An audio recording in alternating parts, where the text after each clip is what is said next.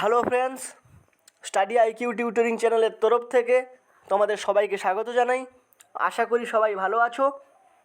আজকে আমি তোমাদের সঙ্গে রাষ্ট্রবিজ্ঞানের 4 নম্বর সেট আলোচনা করব, যেখানে আমি 25টি গুরুত্বপূর্ণ প্রশ্ন উত্তর আলোচনা করেছি, যেগুলো আপকামিং তোমাদের যে কোনো পরীক্ষার জন্য খুবই গুরুত্বপূর্ণ হয়ে যাবে। তো ভিডিওটি প্রথম থেকে শেষ পর্যন্ত দেখো। ভালো লাগলে অবশ্যই লাইক কমেন্ট সাবস্ক্রাইব করো, এবং এই রাষ্ট্রবিজ্ঞানের অন্যান্য যে আলোচনা আমি করেছি আগের ক্লাসগুলিতে, সেগুলো যদি দেখতে চাও তাহলে অবশ্যই তোমরা ডেসক্রিপশানে আমি লিঙ্ক দিয়ে দেবো, তোমরা সেখান থেকে গিয়ে দেখে নিও। এবং এই আজকে যেটা আলোচনা করব তার পিডিএফ ফাইলটাও আমি দিয়ে দেবো, তো তোমরা সেখানে গিয়ে অবশ্যই দেখে নেবে। তো চলো শুরু করছি আজকের আলোচনা।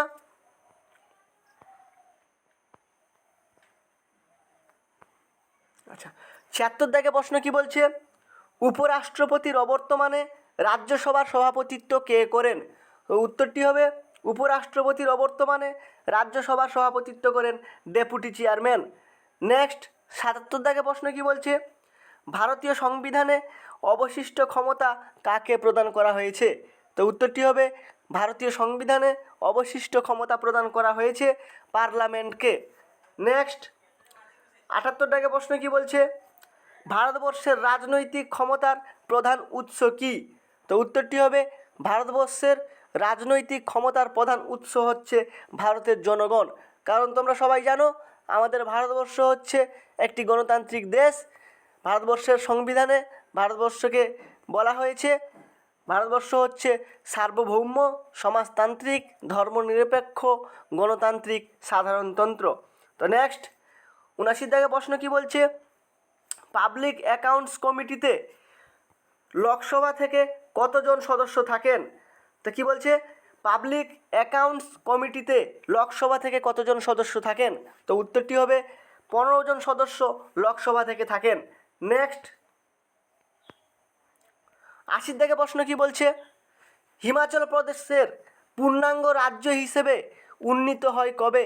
তো উত্তরটি হবে হিমাচল প্রদেশ পূর্ণাঙ্গ রাজ্য হিসেবে উন্নীত হয় 1970 সালে।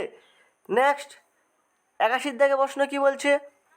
1953 সালে ভারত ভিত্তিক রাজ্য বিবেচনার জন্য গঠিত রাজ্য পুনর্বিন্যাস আয়োগের প্রধান কে ছিলেন? তো উত্তরটি হবে ফজর আলী ছিলেন 1953 সালে ভারত ভিত্তিক রাজ্য বিবেচনার জন্য গঠিত রাজ্য পুনর্বিন্যাস আয়োগের প্রধান। নেক্সট 82 দাগে প্রশ্ন কি বলছে? কেন্দ্রীয় পাবলিক সার্ভিস কমিশনের সদস্যদের কে নিয়োগ করেন?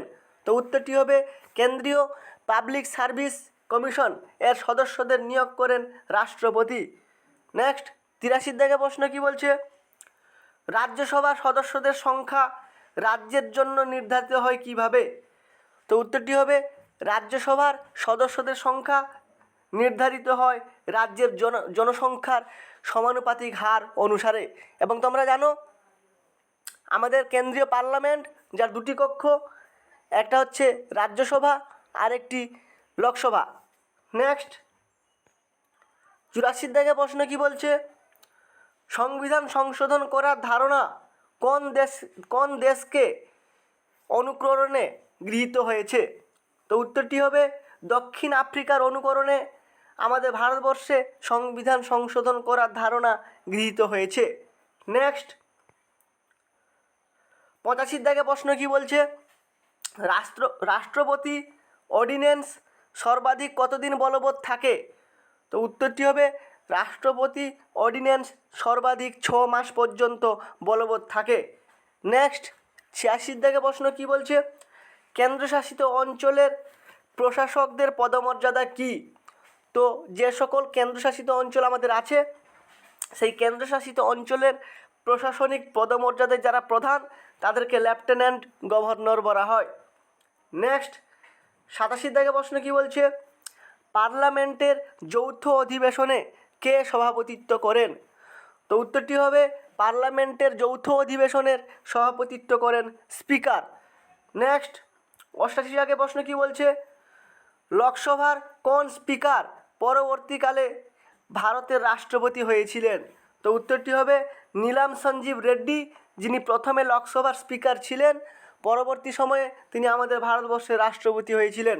তো নেক্সট 89 প্রশ্ন কি আছে, কোন বিল নিয়ে লোকসভা ও রাজ্যসভার মধ্যে মতপার্থক্য দেখা দিলে তা কোন পদ্ধতির মাধ্যমে সমাধান করা হয়? তো উত্তরটি হবে পার্লামেন্টের যৌথ অধিবেশনের দ্বারা।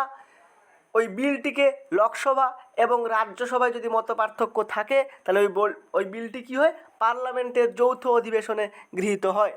নেক্সট 90 প্রশ্ন কি বলছে, সংবিধানের কোন অংশে মৌলিক অধিকার উল্লেখ আছে? তো উত্তরটি হবে সংবিধানের 6 নম্বর পার্টে মৌলিক অধিকারগুলি উল্লেখ আছে।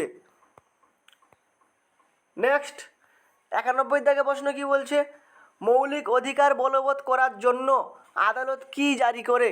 তো উত্তরটি হবে মৌলিক অধিকারগুলি জারি করার জন্য আদালত ডিক্রি জারি করে।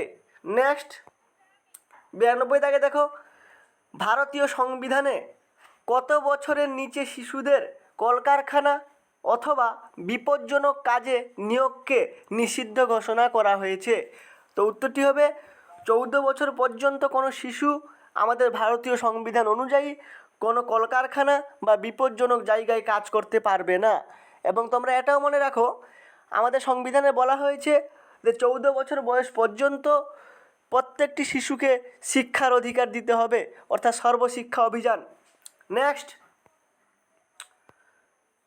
93 প্রশ্ন কি বলছে, ভারতীয় সংবিধানের প্রস্তাবনায় লক্ষ্য ও নীতিগুলি সংবিধানের কোন অংশে প্রতিফলিত হয়েছে? তো উত্তরটি হবে ভারতীয় সংবিধানের প্রস্তাবনার লক্ষ্য ও নীতিগুলি সংবিধানের রাষ্ট্রের নির্দেশমূলক নীতিতে প্রতিফলিত হয়েছে। আচ্ছা, তোমরা আমাকে একটু কমেন্ট করে জানাবে যে আমাদের ভারতবর্ষের প্রথম রাষ্ট্রপতি কে ছিলেন। তো নেক্সট 94 প্রশ্ন কি আছে, ভারতীয় সংবিধানে অন্যায়ভাবে গ্রেপ্তার ও আটকের বিরুদ্ধে সংরক্ষণমূলক ব্যবস্থা নেওয়া হয়েছে কত নম্বর ধারায়?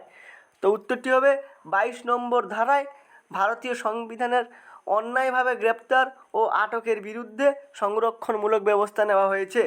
নেক্সট 95 দাগে প্রশ্ন কি বলছে, সংবিধান সংশোধনী বিল কোথায় পাশ হতে পারে? তো উত্তরটি হবে পার্লামেন্টের উভয় কক্ষে সংবিধান সংশোধনী বিল পাশ হতে পারে।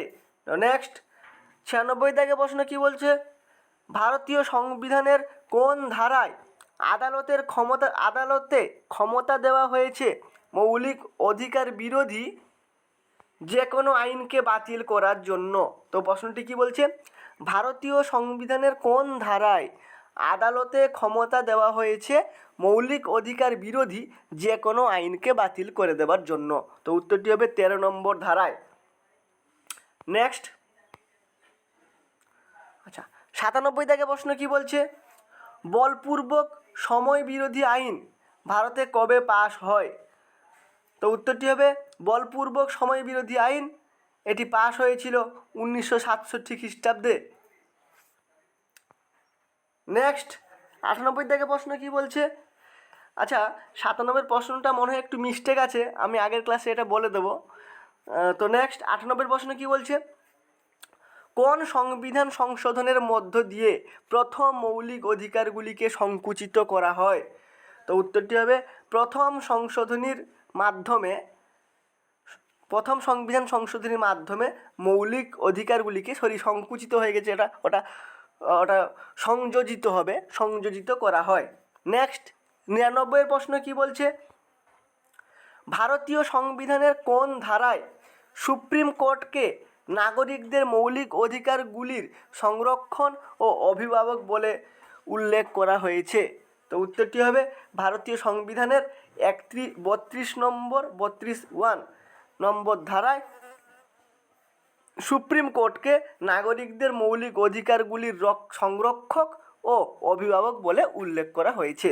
নেক্সট 100 দাগে প্রশ্ন কি বলছে, আজকের আলোচনার শেষ প্রশ্ন, কোন মৌলিক অধিকারটি শুধুমাত্র সংখ্যালঘু শ্রেণীর স্বার্থেই প্রদত্ত হয়েছে? তো উত্তরটি হবে সংস্কৃতি ও শিক্ষার অধিকারটি, যেটি শুধুমাত্র সংখ্যালঘু শ্রেণীর স্বার্থে প্রদত্ত বা প্রণয়ন করা হয়েছে। তো এই ছিল 25টি গুরুত্বপূর্ণ প্রশ্ন উত্তর।